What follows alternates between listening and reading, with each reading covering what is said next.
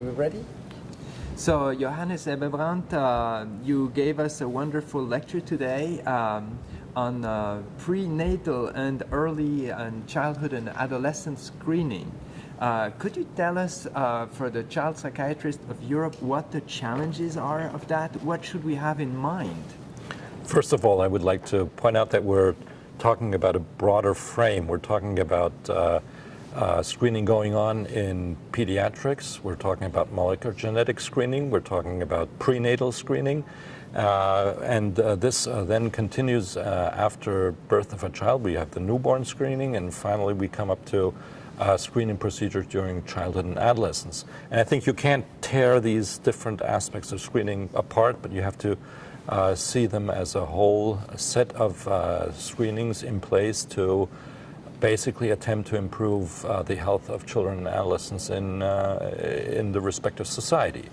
I think the crucial challenges for child and adolescent psychiatry are that we can only perform screening, and there's a consensus in the field that this is an obvious prerequisite to have facilities in place that would then be able to handle children, adolescents who are screened positive for whatsoever. So if you're screened positive for depression, for instance, then you need to have resources available to then perform a diagnostic assessment to really pinpoint whether or not the respective individual has depression, and then, more obvious, to be able to treat the individual. So if you don't have that, then you as a society or as a child and adolescent psychiatrist can think about allocation of funds into that respective area to establish a screening procedure with having everything else in place.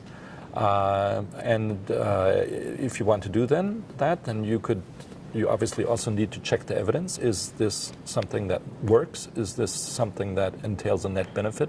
Because screening can entail potential risks. So you want to be very sure that you're not causing more harm than benefit.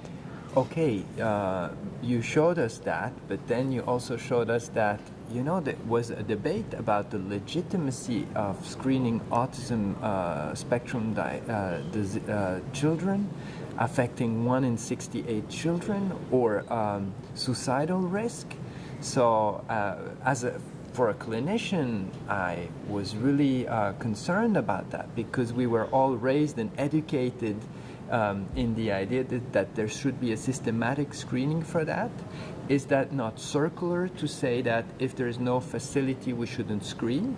Because if we don't screen, we don't find them, therefore we don't refer them, so therefore there will be no incentive to develop those facilities in a financial or a political perspective. Well, I totally agree, but you have to. I would take it the other way around. Please have your facilities in place, and then start your screening procedure, not the other way around. So don't start screening without having the rest in place. So you can't do it from you have to go from top down and not from bottom up. It doesn't work that way.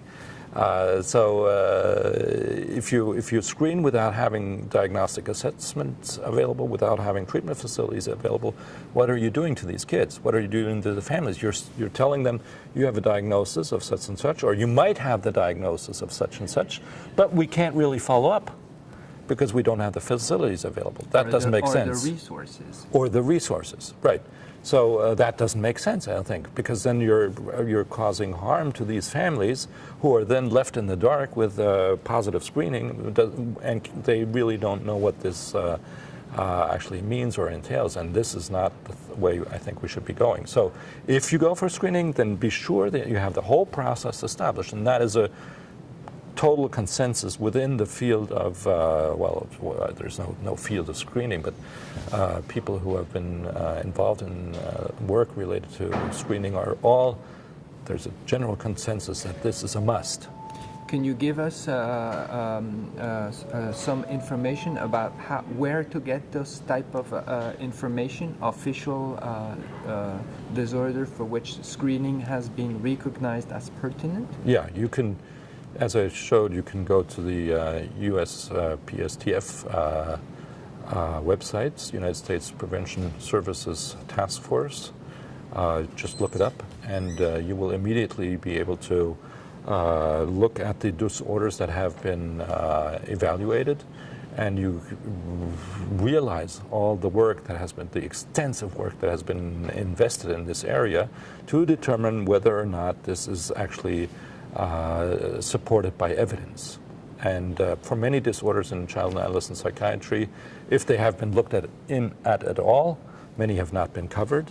But those that have been covered, you will find that frequently the status is insufficient to really determine whether there is a net benefit or not. So more work needs to be done. But for some disorders, for instance, for depression in adolescents, they conclude that yes, the net benefits seem to be there, and or are there, and we should actually be implementing screening if we have the facilities in place to perform diagnostic procedures and to then treat these individuals. Any last take-home message for the child psychiatrist of Europe and the resident, the trainees? First of all, I think it's you have to be very careful when you're using the word screening. You should really have a pretty good concept of what this actually means and entails. As I said, also be aware of the fact that it's not just the screening, but it's everything else associated with it, and the rest is much more complicated than the screening procedure in itself. But then to actually realize that this might not only entail risks, but there might also be chances here, opportunities, if we indeed embark on evidence-based screening for specific disorders. But this entails hard work and research, but also entails that clinicians must have a clear mind, clear vision of what this actually can do and what the risks are and what the benefits are. So this has to be thought through carefully. Johannes, thank you so much, and see you next year.